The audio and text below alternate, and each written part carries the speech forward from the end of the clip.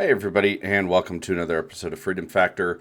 I wanted to get into this today because of the developments that occurred over the weekend, and I don't want to say I'm surprised, but I'm a little surprised, but yeah.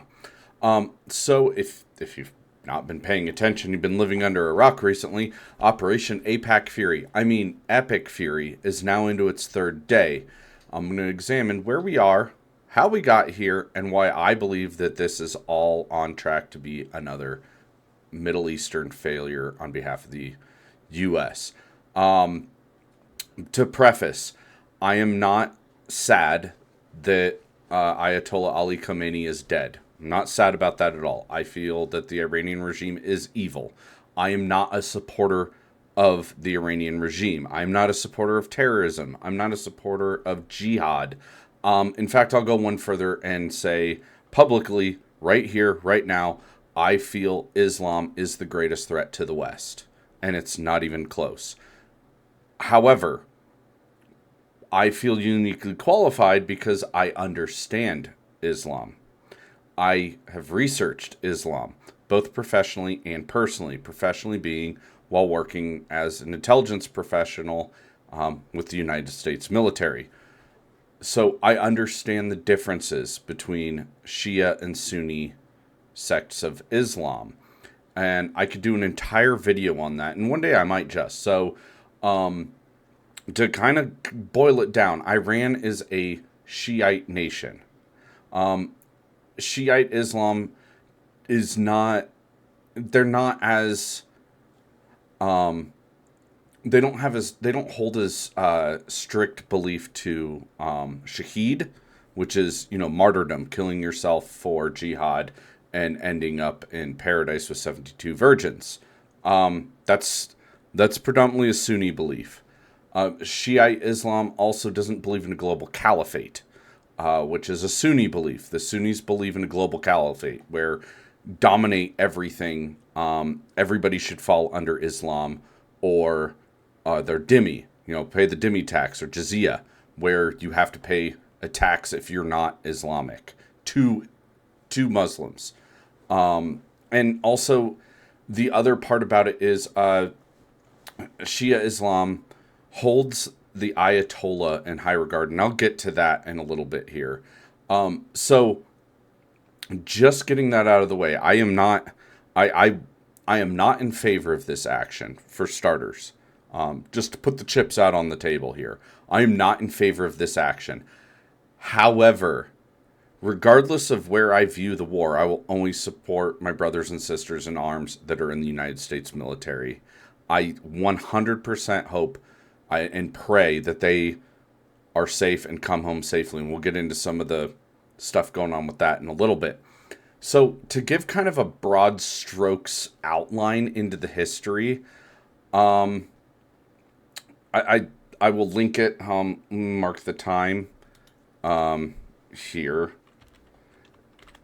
That I did a previous video, and I'll link it up top, on the history of Iran. So to give kind of like just a broad strokes version, and you can see my other video to kind of get a more in-depth, but a broad strokes, far too many people think that the history with Iran in the U.S. began in 1979 when the Islamic revolution overthrew the Shah and he fled the country, and the Ayatollah and his Islamic regime of mullahs took over.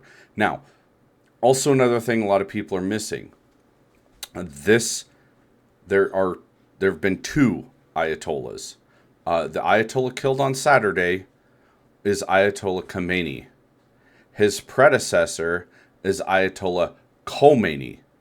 They're two different people. Khomeini was in exile in France and returned, and that's what sparked the Islamic Revolution of 1979. He is not the same person that was killed. There have been two, and he left power. Khomeini, not Khamenei, which I know it's confusing. Their names are so similar, but Khomeini left power in 1989, and so after his departure from power is the supreme leader. What's Ayatollah means supreme leader. After his departure, that's when Ali Khamenei came into power. So it's important to get that distinction out of the way because a lot of people think that it's been the same ruler ever since. Now, going back, why do they hate us? Well, surely they hate us for our freedom, right? It's got to be just like the bullshit lie that they gave us after 9/11. They hate us because we're free. They hate us because we're Americans. They hate us because we're the decadent free West. That is not true. It's actually more they hate us because of our foreign policy. And a lot of times our very, very, very poorly thought out foreign policy, such as the coup in 1953, where the legitimately elected leader of Iran was overthrown, and we backed the Shah of Iran.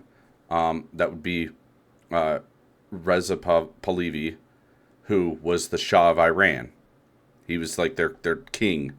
He's a descendant of the Iranian king. Big long story there, but overall, Reza Shah was in charge, and Reza Shah was not a nice guy. A lot of people cite like our justification for invasion of Iraq. One of the reasons people cite was to liberate the people from a brutal dictator that killed his own people. Well, guess what? The Shah of Iran was a brutal dictator that killed his own people. If you spoke out against the Shah, you would disappear. And by disappear, I mean his secret police would come and grab you, and no one would ever see you again. You'd be murdered. Just to kind of lift the veil a little bit. I'm not trying to be all subversive here. You were literally murdered by the Shah. So when the Islamic Revolution took place, they were demanding that the Shah be handed over because the Shah fled to America, and he also got very sick. And Jimmy Carter allowed the Shah to come to America. They used military transport planes to move the Shah and put him in a military hospital where he was getting treated for his illness. And the Iranian revolutionaries wanted him back to face justice for the crimes against the Iranian people that he committed. And Jimmy Carter refused. That led to a reason why the revolutionary regime hated America, because we refused to hand over a criminal. And whichever way you want to twist it, America, I guess, owed him because we backed him, and he was our friend, and he was pro-Western, and he allowed Iran to become this flourishing Western. It wasn't a democracy, but this flourishing Westernized Islamic nation. Women could wear skirts and men could walk around in bell bottoms. It was the 70s. And all this. It was a free society, Westernization. However, there was this seedy underlayer beneath. So then following that, a lot of people claim it was the Ayatollah that took hostages. That's not true. It was actually students who took hostages. Yes, they were backed. The Ayatollah agreed with what they were doing, because it was kind of a thumb in the eye of the Americans who think that they can push everybody around. That is how our foreign policy has been, and why I'm so critical of it. Because it's like we stick our nose in everybody else's business. So then a Iranian linked militia. It wasn't Iran. It wasn't like the Iranian regime did it. It was an Iranian linked or supported militia that bombed the Marine barracks in Beirut and killed Americans. But then on the other hand, we gave Iran weapons throughout the 1980s in the Iran-Iraq war. We gave weapons to both sides. The whole Iran-Contra thing was selling drugs to get money to fund Iran, and vice versa with the Contras. So that whole thing there is a big deal. Then in 1988, Operation Praying Mantis, where President Reagan ordered the basically retaliation for a U.S. ship being almost completely destroyed by Iranian mine. We almost completely destroyed their navy, and I'll get into that in a little bit. And then we imposed sanctions. I mean, we essentially treated Iran like a pariah state. We didn't try and have diplomatic relations with them, so we basically forced them to find I guess, aid and comfort in other places. So throughout the 90s and early 2000s, who did Iran cozy up to? Russia and China. Because we had enacted such harsh sanctions against Iran, and George W. Bush lumped them into the axis of evil. And there was the whole Wesley Clark 7, where Iran was the last domino to fall in the 7 countries in 5 years that we would overthrow. So it's not like Iran was this, just evil country that existed to hate us. And another thing, I've heard a lot of things, the death to America. There's some kind of nuance with that. Not everyone. I mean, I understand the leadership absolutely, which, screw them. They're evil. They burn American flags and scream death to America. But however, when people in Iran say death to America, it's kind of like us saying F taxes. Like, you can't take it literally. An outsider would be like, F taxes, you want to mix sex with taxes? That is weird. No, that's not how that works. A lot of them, they say death to America kind of like death to taxes or, death to the IRS. No one's advocating for killing IRS agents. Like, that is just insane. And then there's the whole Iranian IED and EFP hoax. There's been no substantial intelligence to support that EFPs directly came from Iran and that the training came. No, all the IEDs in Iraq that were used against the Americans and all the IEDs in Afghanistan that were used against coalition forces did not come from Iran. There's some links that Iran supplied funding, but the EFP dates back to the Troubles, where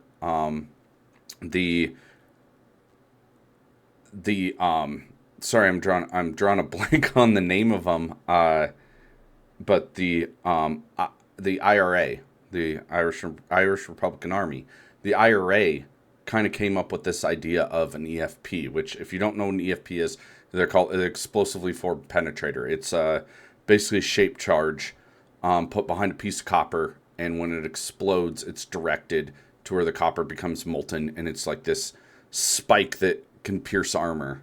It was killing a lot of Americans. It was we had upgraded our armor on our vehicles in Iraq, and so they were doing what they could to counter our vehicle armor with something that was more devastating against armor, more effective against armor than just your standard explosive. So they came out with these EFPs. This is something that, I mean, it's almost the same concept as a tank sabot round that we use with our tanks. It's not new technology. It's not like all of a sudden Iran just said, here you go, here's the new technology, use it against the Americans. That's not what happened. So all that. And then you get into, and I'll kind of touch on this now and I'll get into more of it later, the JCPOA, which was, forgive me if I don't remember the name, the Joint Comprehensive Plan of Action, or is what everybody calls the Iran nuclear deal, which was finalized in Vienna in 2015. That's the whole Obama nuclear deal that Trump pulled us out of.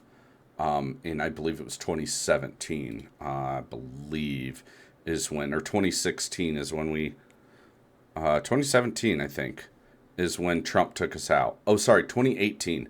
And we imposed sanctions, instead of abiding by the JCPOA. So there's that. Then we get to Operation Midnight Hammer, which was last June when, Israel attacked Iran, and then we joined in for basically what was the 12-day war. And they claimed at the time that their nuclear program had been completely destroyed. Now, John Kiriakou, former CIA guy, he said on Julian Dory last year, in reference to the 12-day war, he believes, he has it on good intel that Israel threatened to use nuclear weapons if we didn't act. And so basically Israel committed nuclear blackmail. Oh, wait, what's that? Israel just admitted to having nuclear weapons. When they told Trump, if you don't attack, we are going to use nuclear weapons against Iran. And so, yeah, that is kind of crazy. And here, I just wanted to, and then Trump was saying, we're going to do this attack and then no regime change. Turns out, that was a lie. And so, somebody put this together, and I think it's very relevant. We must abandon the failed policy of nation building and regime change that Hillary Clinton pushed in Iraq, in Libya, in Egypt, and in Syria. And my administration remains firmly committed to establishing peace and harmony among the nations in the world. We do not seek war. We do not seek nation building. We do not seek regime change. We're going to stop the policy of regime change overseas. We're going to stop the reckless and costly policy of regime change overseas. We will abandon the policy of reckless regime change favored by my opponent, and we will instead work with our allies to advance the core national security interests of the United States. America first. Remember that. America first. Our policy of never-ending war, regime change, and nation building is being replaced by the clear-eyed pursuit of American interests. We believe that the job of the United States military is not to wage endless regime change wars around the globe, senseless wars.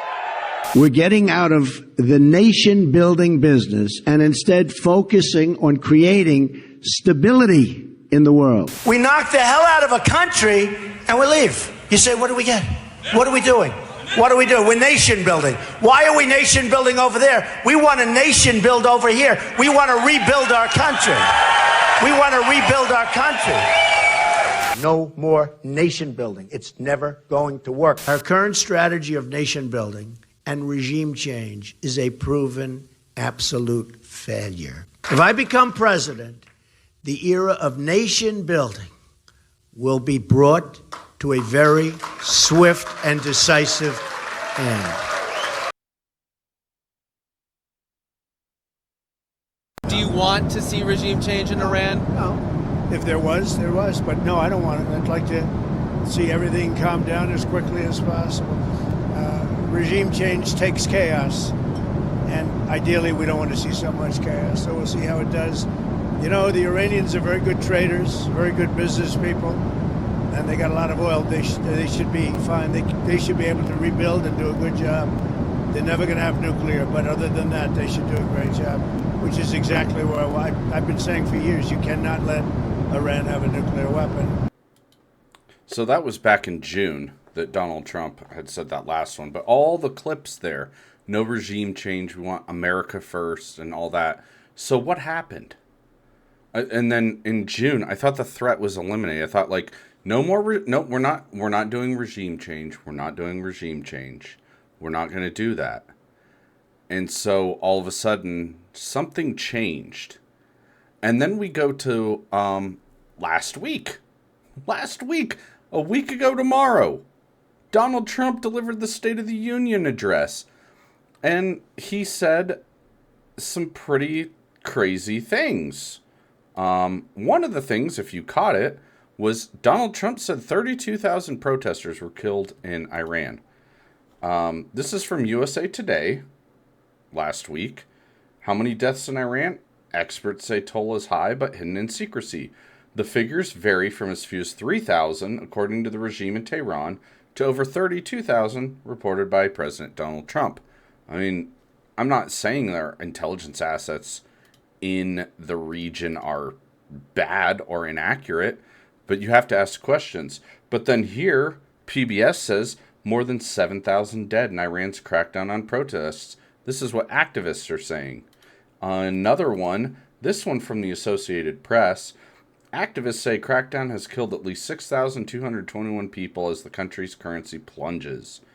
And then the aggregator, factually, has this whole thing where it says there's no authoritative independently verified count that confirms 16,000 protesters were killed in Iran. The reports vary, showing widely divergent estimates. Official and activist tallies range from low thousand to figures that couldn't come 16,000, but no single credible source affirms that precise number. So what is the real number? Who the hell knows? I don't think it's 32,000. For reference, during World War II, there was the Baba Yar massacre in Ukraine at the hands of the Nazis, where they killed 33,000 people. You're basically saying in a few days, Iran did basically on par with that. That is insane. And do you understand how insane that sounds? Killing that many people would be like catastrophic. I don't think the numbers are anywhere close to 32,000. I've even seen people say 50,000, which is just absurd. I mean, that's like genocide level numbers in how short of a period of time these took place. And then Trump also said at the State of the Union that he would prefer diplomacy. So what happened with that? When just a few days later, he didn't even give it a week before conducting this attack. And I'll get into it, but what is the reasoning for this? He didn't give any justification. There was no build-up. There was no propaganda campaign. It was just straight up 2 a.m. Saturday morning. You know, everybody wakes up on Saturday to hearing, hey, by the way, we bombed the crap out of Iran. And so, like, there was... I did a whole video on this, and I would invite you to check that out. It's a in-depth conversation about Iran's their nuclear threat, which I'll link above as well.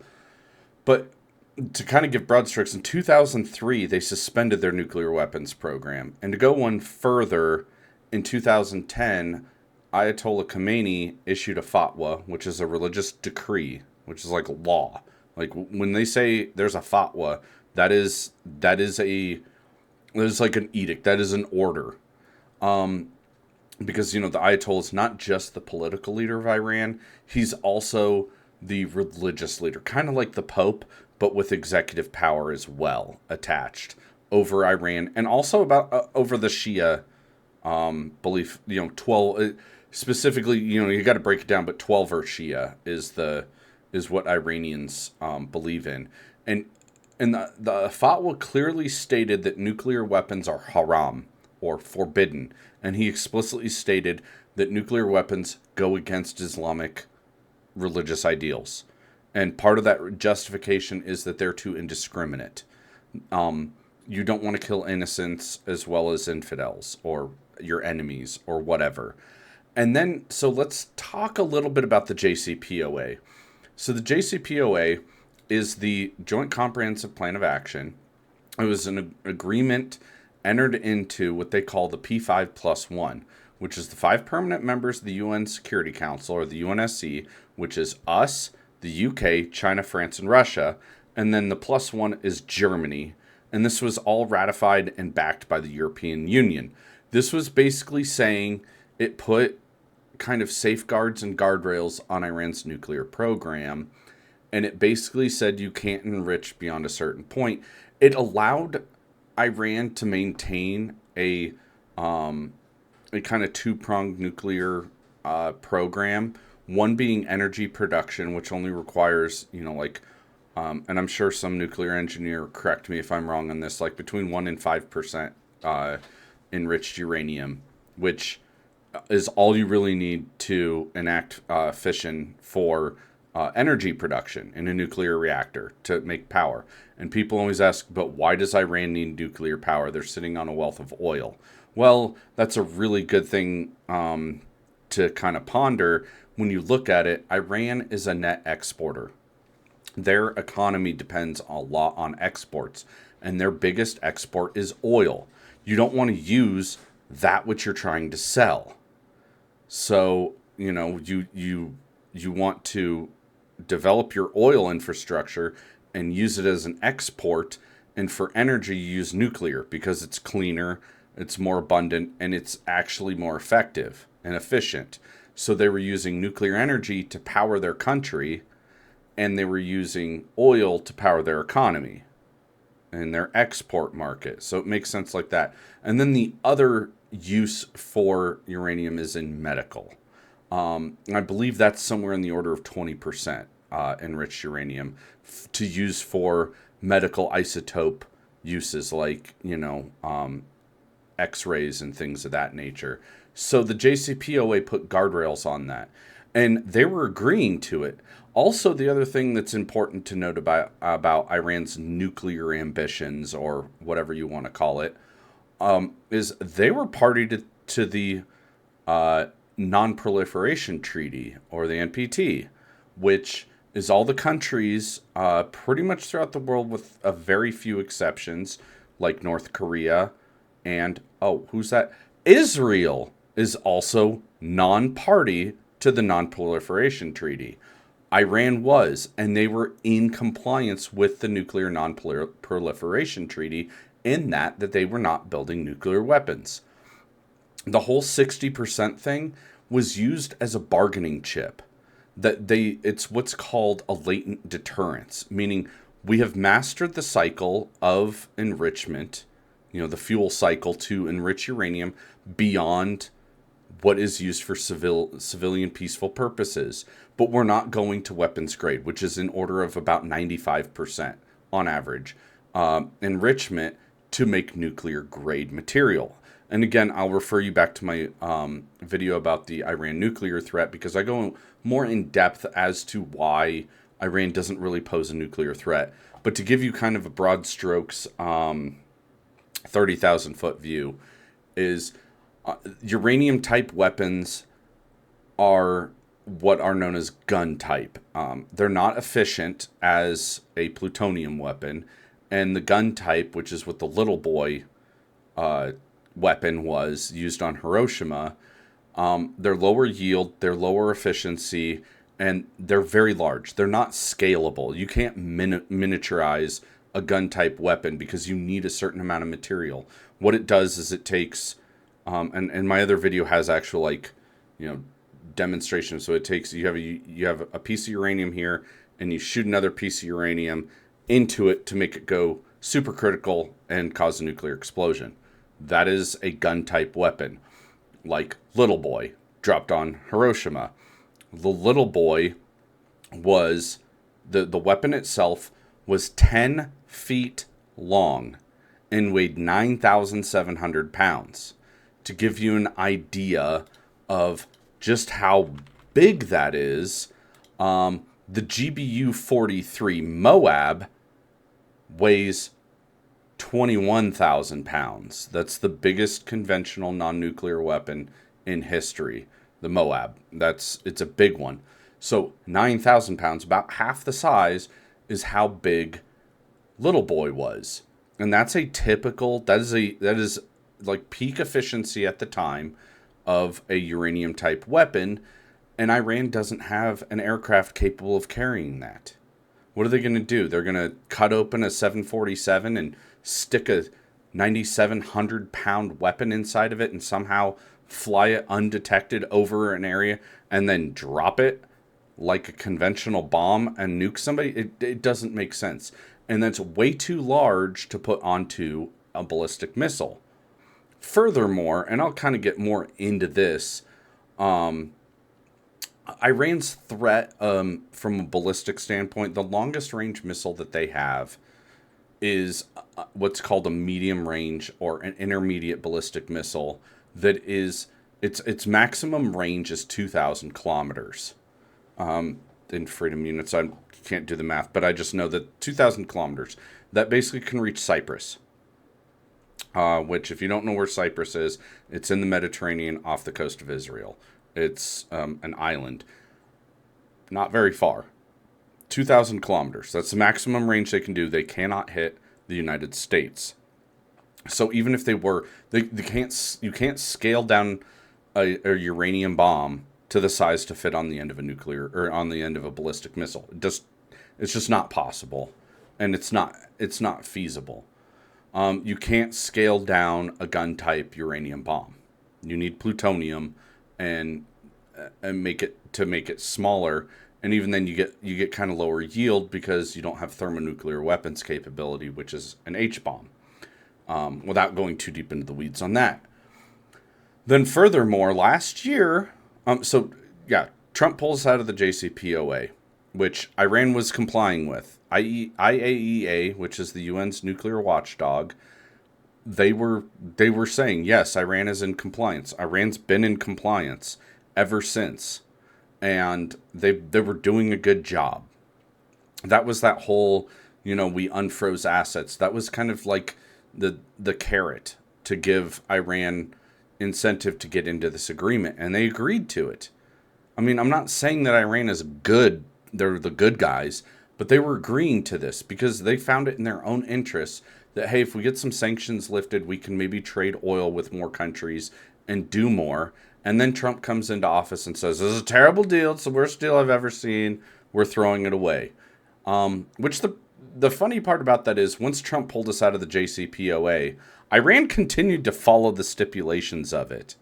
And part of the provisions within it was, if the United States withdrew from the JCPOA, Iran would be allowed to enrich up to a certain point, which is that 60%. And so they did. And they were stockpiling it, which will be important later.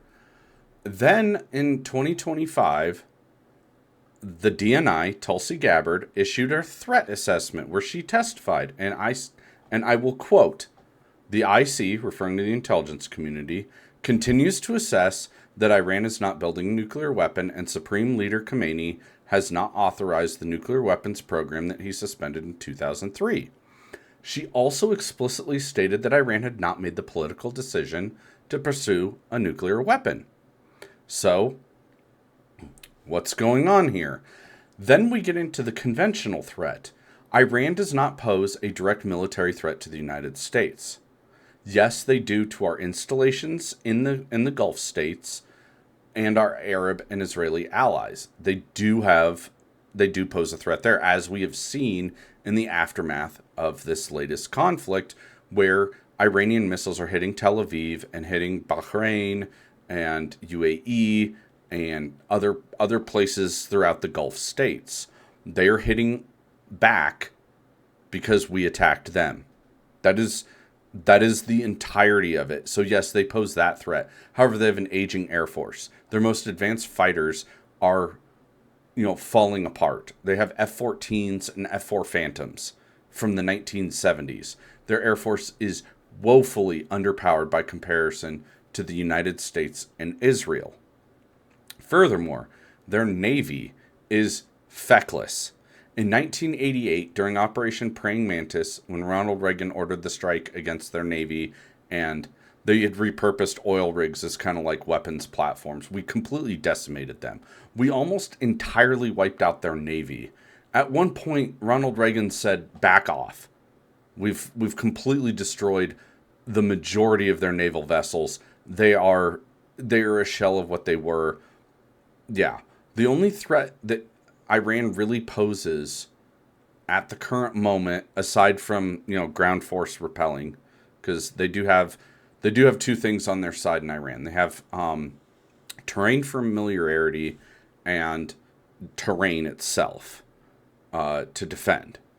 If we did a ground invasion, which I would highly, highly recommend we not do, Iran could mount a pretty solid defense because they have terrain on their side. It is not like Iraq. Iran is a mountainous, very, very difficult to pass terrain. It's more akin to Afghanistan with better infrastructure. But it is not like Iraq, where we're just going to thunder run in and take Tehran inside of a few hours. So there's that. Now, moving on. Negotiations. So we were in negotiations back in June of last year, before Operation Midnight Hammer, before Israel attacked. Let's be clear here. We were in talks with Iran when Israel attacked. And then Israel told Trump, "You better attack with us or we're going to use nukes," because they needed our bunker busters that could deep penetrate and go after their nuclear facilities, like in Fordow. So that part right there kind of Israel screwed us on the whole negotiation tactic. And after all that, we're like, okay, we were told the nuclear threat is gone and Trump prefers diplomacy. We don't want regime change. Fast forward, Andrew Witkoff and Jared Kushner, the president's son-in-law, were involved in negotiations with Iran. We had also incorporated the help of the Omani foreign minister, Badr al-Busaidi. And I will also link to a video here on this of his. He was on Face the Nation, I believe on Friday, before all this took place, going over what their negotiations were leading to. And he said he was confident that they were going to achieve a deal better than the JCPOA, a deal that would allow a lot better control and would be in everybody's best interest for a peaceful resolution. And he said, I believe this is the best path forward. It avoids war, it avoids conflict, and I think this can be accomplished. Now, the discussion itself, and he says this, the discussion itself was strictly around nuclear talks. However, he felt, and this is a third party, and Oman is within the sphere of influence of Iran. So, I mean, Iran could touch them. And so it's in their interest to get a peaceful resolution to this as well, being that they're an ally, and he was kind of an intermediary. But he said that they were close to a deal on nuclear, and he felt that they would be willing to open up talks after that and go into their ballistic missile program and perhaps even their human rights violations, which he acknowledged they had mentioned. So what were they talking about with regard to the nuclear deal? He was saying that Iran was ready to give up stockpiling, the act of stockpiling, as well as turning over their stockpiles of highly enriched uranium, beyond the medical purposes. So between, let's say, 30 and 60%, they were ready to turn over their uranium and then allow IAEA inspectors into the country for verification that they were abiding by this deal. And he said this was a better deal than the JCPOA because it went one further. He also felt that they would allow the United States NRC, which is the Nuclear Regulatory Commission, to allow American inspectors into Iran, which is unprecedented. For the first time in history, American nuclear inspectors would be able to go into Iran and verify that they were reducing their nuclear, their nuclear stockpile. And he said, I think we are very close to a deal. We just need a little bit more time. He spoke to J.D. Vance, the Vice President of the United States, on Friday and told him, we just need a few more days. I think we can have this deal locked down very soon. And then implementation would take, he said, no more than 90 days. And you can watch the interview on Face of the Nation where he said that. He said that the IAEA portion of the deal he thinks could have taken place within 90 days, where they are able to go in and supervise the turning over of all this nuclear material.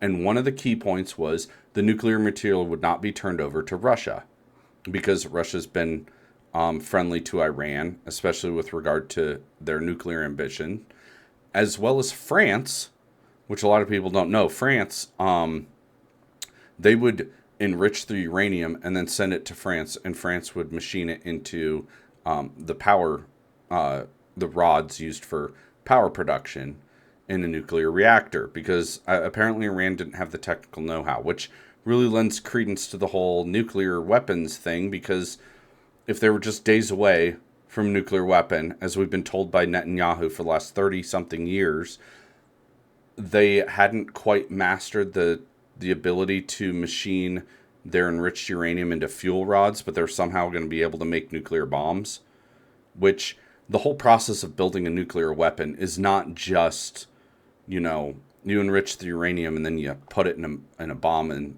and hope for the best. No, it requires rigorous control, physics, and testing. It's why the Manhattan Project, it was a very expensive project at the time, and we dumped a ton of resources into it. And I don't think Iran was to that point where they could even build a bomb. So al-Busaidi said that this deal was within reach. He was very confident that we were going to reach a deal, that we could have a deal with Iran that would be a lasting deal, that didn't have sunset provisions like the JCPOA, and we would have been able to move forward with that in a peaceful manner. And then Saturday happened. I mean, not 24 hours after he spoke with J.D. Vance. And people are saying, well, we can't trust Iran. Iran's going to work in their best interest, and it would be in their best interest to have sanctions be lifted, to no longer be viewed as the pariah of the world, to be allowed to trade openly with other countries, and not be under the gun of the United States and Israel. I mean, frankly, if we were on peaceful terms with Iran, maybe we could move forward with, hey, stop being such dickheads. But instead, Iran would like that. They don't want to they know they can't win a war against the United States. So Saturday morning happened. Trump did not provide any justification. He didn't say why why we had to do this right away. There was no appeal to the people, just bomb them. And conveniently, today is the day that Israel celebrates their defeat of Persians.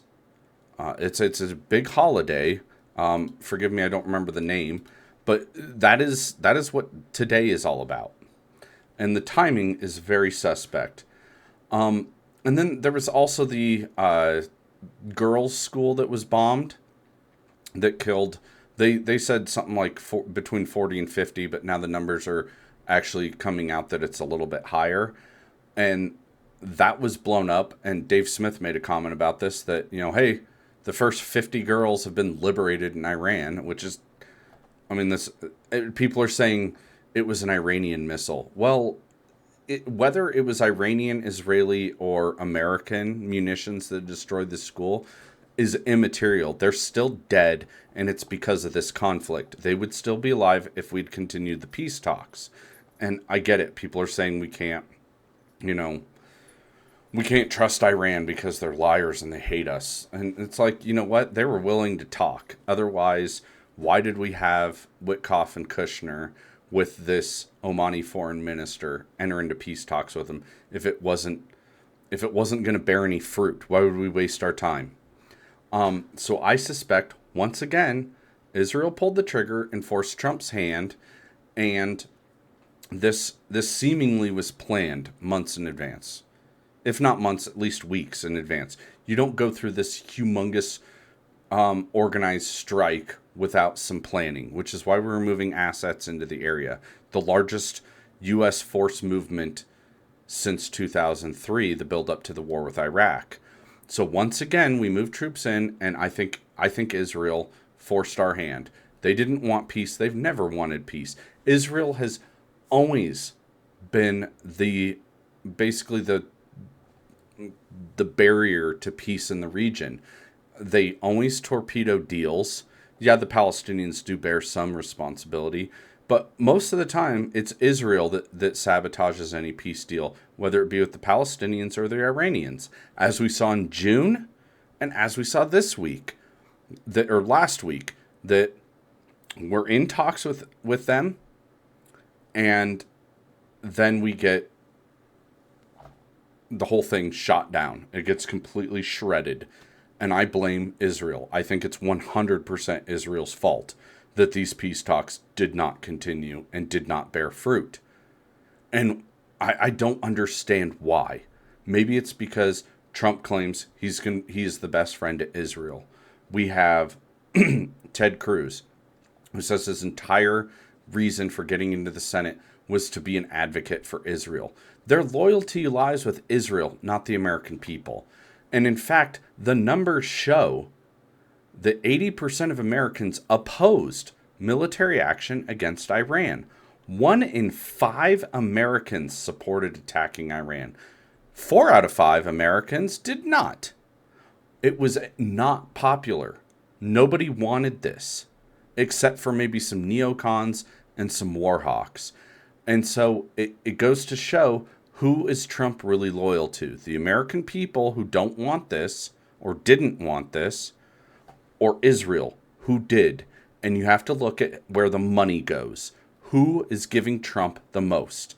Miriam Adelson, Sheldon Adelson. The Adelson family is more loyal to Israel than America, and they give heavily to Donald Trump. They support Donald Trump. Miriam Adelson, she tells Trump to jump. Trump responds with, "How high, ma'am?" And that is the biggest problem right there, is that Trump is owned by Israel. Trump is not beholden to the American people. And that is why this is just such a bad, bad circumstance. And this is, I don't care where it goes. I care where we are. The breakdown of these negotiations have destroyed American credibility. Pretty much we have sent a very clear message to the rest of the world that to hell with your negotiations, to hell with bargaining, to hell with all of that. Talks are nothing. They're useless and empty and hollow. Because once we start negotiating, we're just going to bomb you anyway. And that harms our credibility. No one's going to trust us anymore. And I think that's more harmful than anything. Is that if we have some regime out there that we're talking with, they can't trust us to stick by our word. They're like, what's going to happen halfway through this negotiation when you decide to fly bombers over our country and bomb the crap out of us and destroy our leadership? So now we get to the final part. I want to wrap up on this is, what is the end game? Is this going to be another repeat of Iraq? Because Donald Trump's reneging on his claims. He doesn't want regime change. He doesn't want, the whole campaign promise of no new wars. This is a pretty goddamn new war, if you ask me. And seems like you're going back on that word. Thanks for lying to us, Donald Trump. You lied.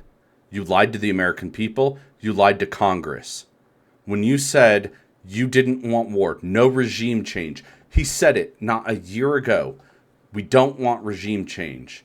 We don't want regime change in Venezuela, but we go and kidnap their leader after he said Maduro was ready to give us everything. He was ready to concede on everything. We were going to get all the concessions from Maduro, and then instead we send in Delta Force to grab him in the middle of the night and bring him to face American courts over bullshit charges too, possessing a machine gun. Like he's the president of Venezuela. U.S. laws do not apply in Venezuela. That is the most absurd thing ever. So then he's admitted, now we're doing regime change. The goal of this is regime change in Iran. What happened? That changed. Apparently it was a lie when you said you didn't want regime change. So my question is, what next? We took out the Ayatollah. There's word now that there's a new Ayatollah in control. What happens when the next Ayatollah is worse than the previous? What happens when he's a few clicks to the right?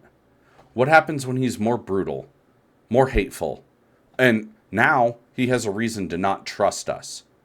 So, okay, yeah, we're going to help you set up and establish a new government that's a little better and a little more free. What happens when we renege on that one?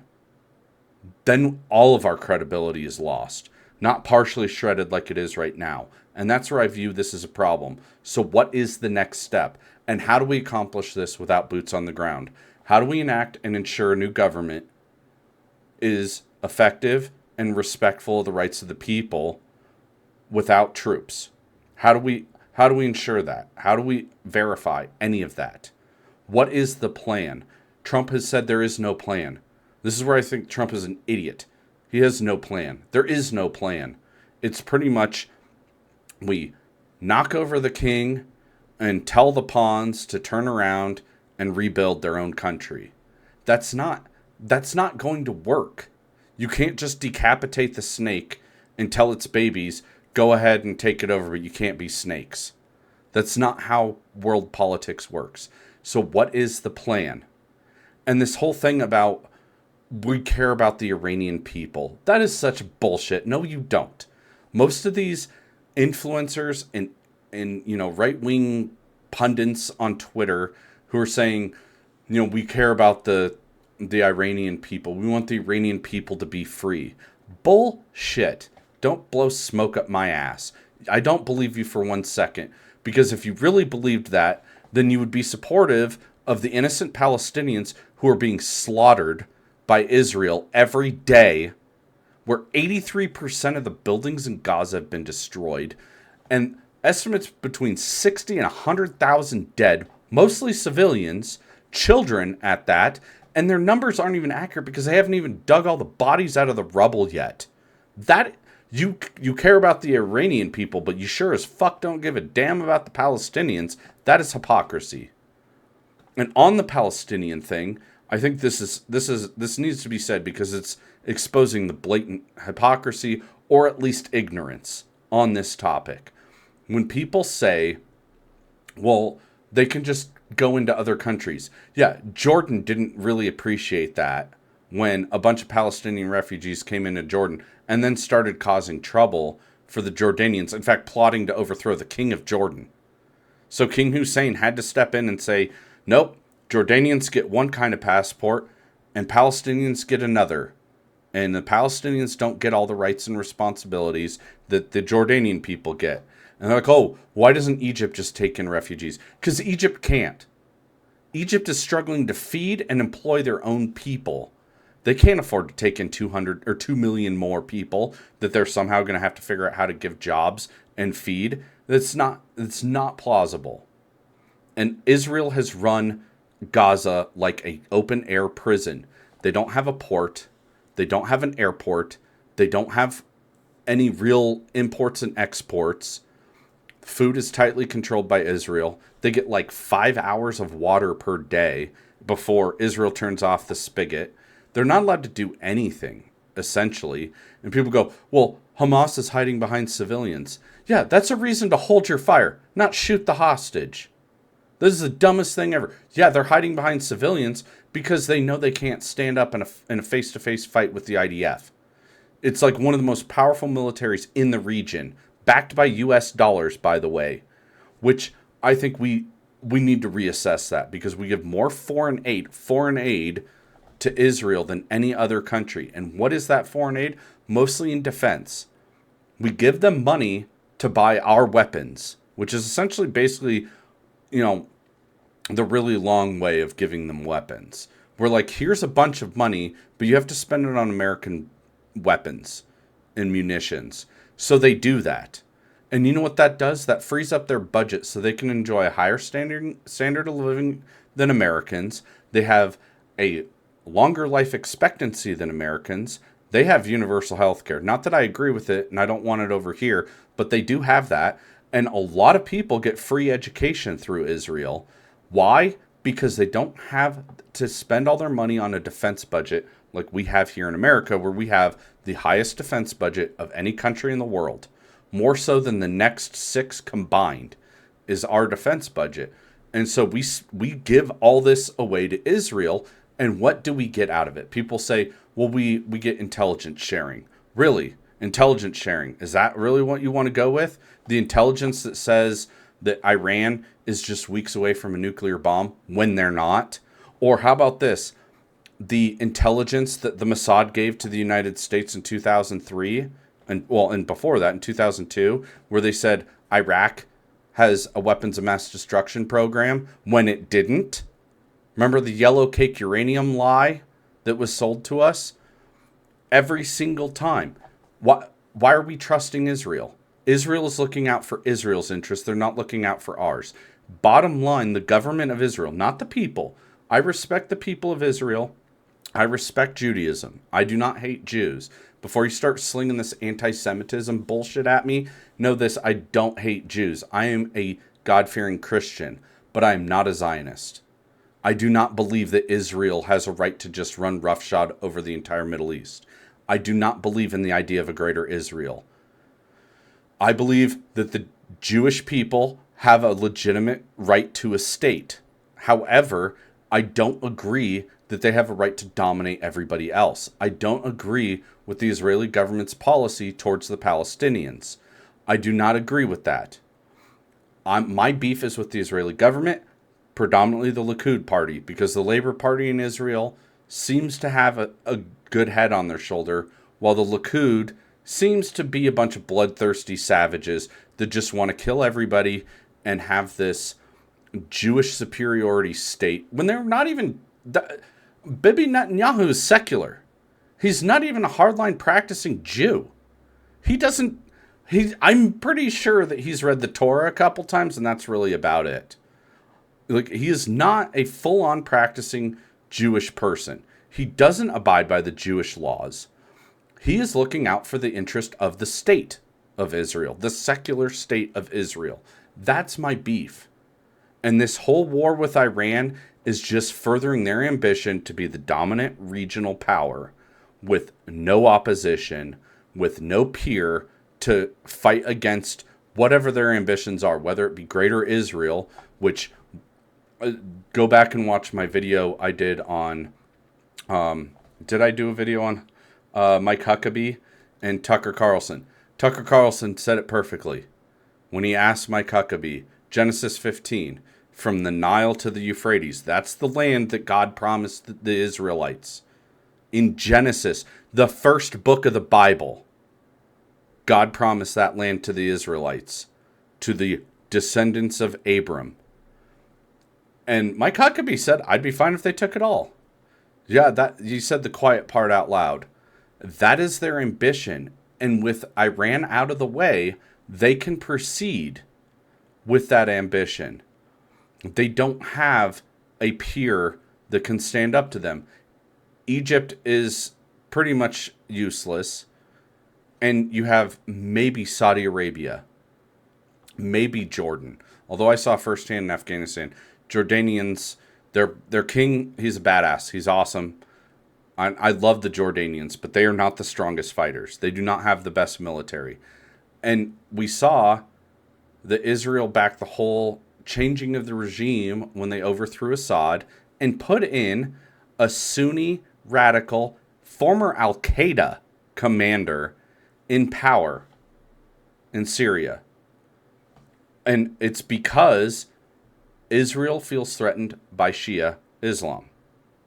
That's my assessment. It's my honest to God assessment, is that Israel feels threatened by Shias. That is why that they wanted us to overthrow Saddam, the secular Baathists that run the state of Iraq. We overthrew him on behalf of the Israels. Let's not mince words. All the intelligence we got on Iraq came from Israel. Intelligence sharing. No, it's propagandizing. And never forget the USS Liberty, which was a U.S. flagged ship that looks nothing like any of the ships from the enemies of Israel in the Gulf or in the Mediterranean. It was a U.S. flagged ship, and they tried to sink it. And then we just tried to cover it up. All of that to say, Israel's not our friend. Israel's looking out for Israel, and they're going to use us until we outrun our usefulness. Our munitions are being depleted. Back in June, we used 25% of our THAADs, which is the interceptor missiles. We used 25% of that, a quarter of our own supply that we might need one day to repel some threat. We used in defense of Israel. Israel is not helping us, and this whole thing is just turning into another monumental disaster, and Donald Trump is just doing whatever Israel wants. So I say support the troops, which I didn't even mention, by the way. 3 U.S. service members were killed over the weekend, and I've heard reports, unconfirmed, that a 4th has died. So potentially 4 Americans are now dead. And my question is, to close on this, my question is to everybody who supports this action against Iran, who supports this war, because that's what it is. People are saying, oh, it's a limited military strike. No, it's not. It's a war. Was Pearl Harbor a limited military strike, or was it an act of war? Because I'm pretty sure it was an act of war. And we just took out almost like a majority, and I'll give props to our military, the pretty awesome job in like pretty much one day took out most of their leadership structure in Iran. That's the awesome power of the American military. I don't agree with the implement, but I support our troops. I say job well done on that. If we have to have war, at least, do a good job. So We took out their most of their leadership. If that's not an act of war, I don't know what it is. And so we've done that. And my question to everybody who's in support of this war against Iran, how many American lives are worth it? How many dead Americans, how many flag-covered caskets need to come home before we're done with this? What is an acceptable amount of losses that you are willing to accept? And will you be willing to tell the parents of those dead service members that their children's sacrifice was worth it? Would you? Would you be willing to say that? Because it sickens me to know that American service members are now dead over a war that did not need to happen. We were on a path to peace. We were. I truly believe we were. And we're now on a path to another quagmire in the Middle East. I'm hoping, look, I'm not anti-American. I love my country. I fought for my country.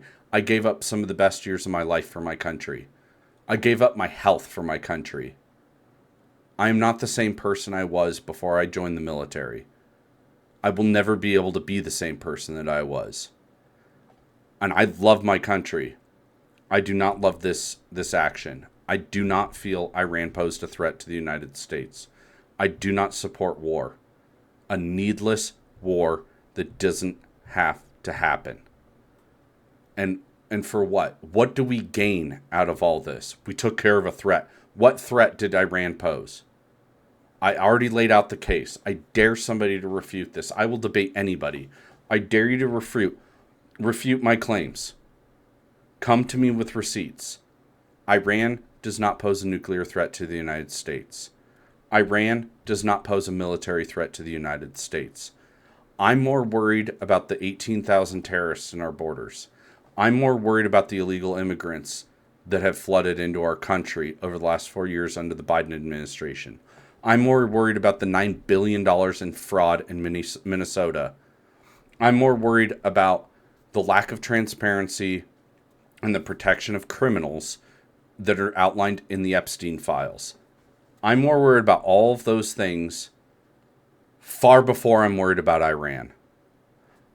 I am not worried at all about Iran. And in fact, the scary part about this is I've had more Republicans say ugly, disgusting, and just awful things about me than any Iranian ever has. Ever. And that makes me kind of sick. Because if we can't come together as a country and be the good guys, we're no better than the Ayatollah and his brutal dictatorial regime in Iran, which I fully support Iran no longer having human rights violations. Don't get it twisted. I actually do care about people. I'm not virtue signaling like all these people on X and all these people going on, Rumble and Twitter and wherever else saying that they give a damn about the Iranian people when it really does not. It rings pretty hollow to me. But I actually do care. However, not at the cost of American blood. We have problems in this country. We are approaching $40 trillion in debt. And these wars in the Middle East, in Iraq and Afghanistan, which I participated in, and I fully supported that mission at first. But we've spent so much blood and treasure. We lost American lives overseas, and we lost even more American lives to them losing the battle with their own demons because of these wars, these needless wars that have cost Americans dearly in blood and treasure. And we do not need to be spending more money on more wars. An analogy that I like to use is when you have maxed out 4 credit cards, now is not the time to buy a new car. We are broke. We are so far in debt that is almost unsustainable. Our children and their children and their children are going to be saddled with this national debt. And more war is not the way to go forward. I am more worried about our debt than I am about any potential threat that Iran may pose one day far in the future. Because honestly, Netanyahu has been saying this. Iran is going to have nuclear weapons in a few weeks, in a few months, whatever. It's just like the climate change bullshit. We've heard the same song and dance for decades. And guess what? We're still here. And Iran still doesn't have nuclear weapons. So tell me, how much is worth it? Because at the end of the day, war begets war. And nothing good ever comes from war. Ever. Thanks for tuning in. Please support the channel. Like, share, subscribe. I want to hear your comments. Keep it civil, though. I'm not going to get into it with people who are going to, throw out insults and stuff. I've gotten enough of that all over on other platforms, and I don't want to hear it. But I want to hear honest people say why they support this. And don't feed me a line of lies and propaganda. Why? What is the cost that you are willing to pay? Because we were lied to. Donald Trump ran as no new wars. He ran as the peace ticket. And so far, that's proving to be a bold-faced lie. And I am sick of Donald Trump lying to the American people. I'm sick of it. And yes, as of today, as of this weekend, 100%, I regret voting for Donald Trump. I should have sat out. I should have just written in NOTA. None of the above. So, that's all I've got for you today. Hope you guys have a great day, and I'll catch you guys on the next one.